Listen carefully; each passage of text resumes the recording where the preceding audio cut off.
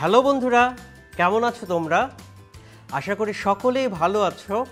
আমি রহমান পলাশ তোমাদের সকলকে স্বাগত জানাই গোজি 8-এ।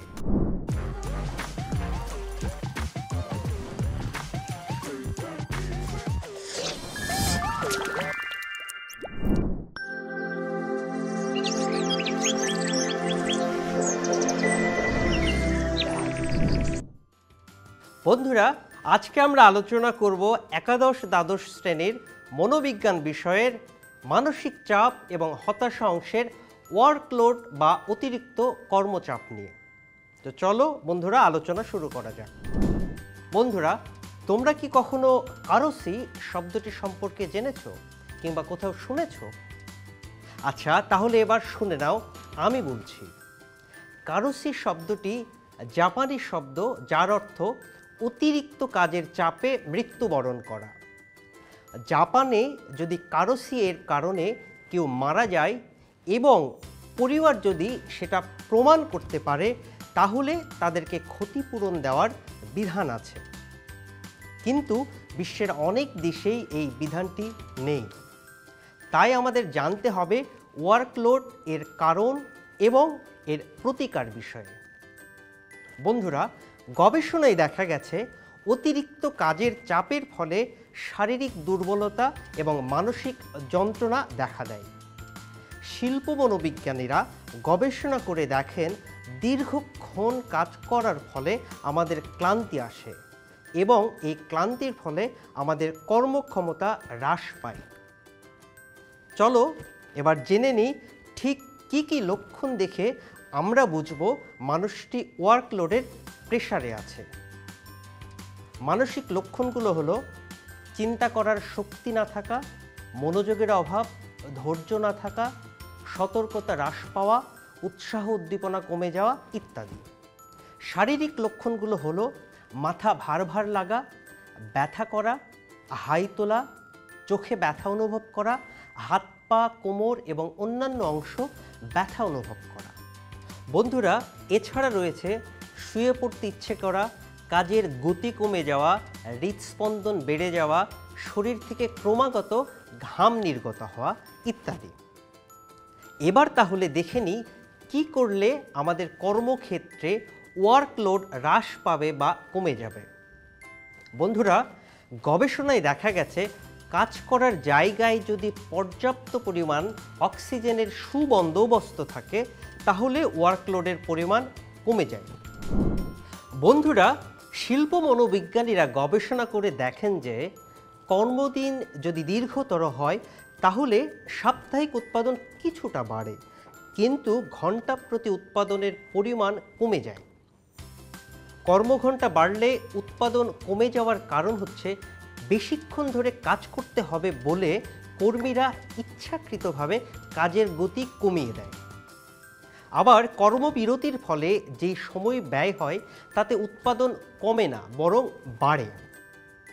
গবেষণায় দেখা গেছে যে কাজে বেশি মনোযোগ এবং পরিশ্রমের দরকার হয়, কর্মবিরতির ফলে সেই কাজের উৎপাদন বৃদ্ধি পায়। বন্ধুরা, শিল্পক্ষেত্রে কর্ম পুনর্বিন্যাস করলে উৎপাদন বৃদ্ধি পায়। এতে কর্মে একঘেয়েমি এবং অসন্তুষ্টি দূর হয়।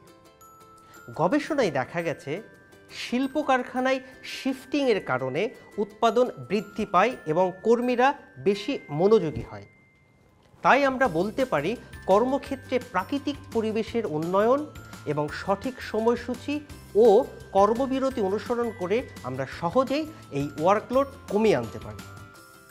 বন্ধুরা, কর্মভারের সাথে অন্য একটি জিনিস কিছুটা সম্পর্কযুক্ত, সেটা হলো দ্বন্দ্ব।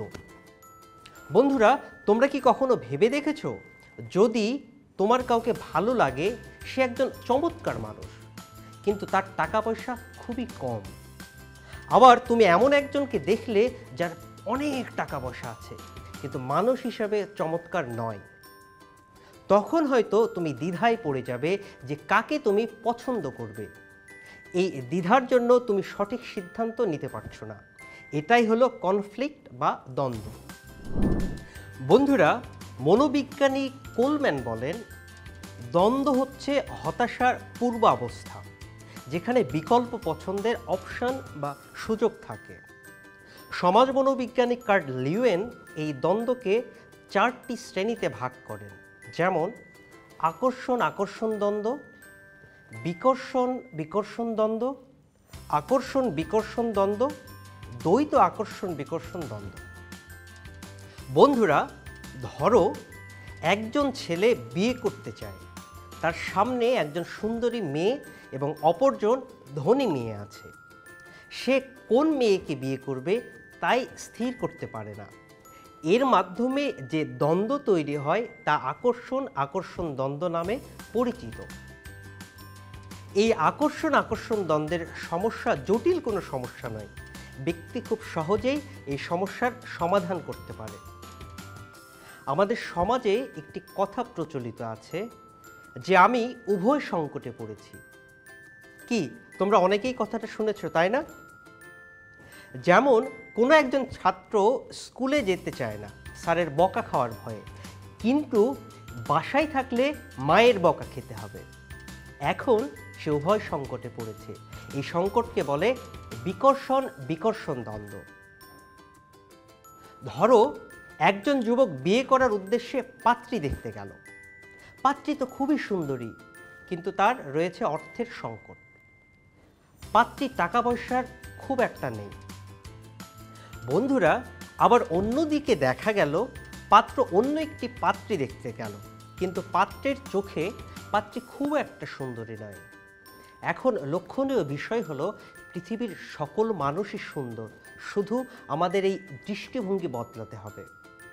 কিন্তু ওই পাত্রীর অর্থবিত্ত অর্থাৎ টাকা পয়সা থাকার কারণে খুব একটা অপছন্দও হচ্ছে না।